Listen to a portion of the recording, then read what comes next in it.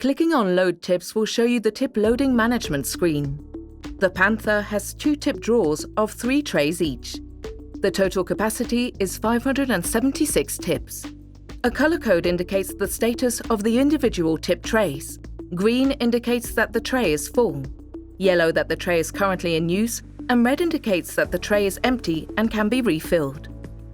To change a tip tray, first unlock the corresponding drawer by clicking Unlock on the screen. The LED on the unlock drawer will turn to green, indicating to the user that the drawer can be opened. The system expects you to remove any empty tip trays and replace them with a full one. Place the new tip trays into position, making sure they fit correctly into place. There is no specific orientation for the tip trays. Note that the software has changed the new tip tray to green, and the tip inventory has been updated accordingly. When closing the drawer, it will lock automatically as indicated by the LED turning red. Tips can be changed at any time, including during assay processing.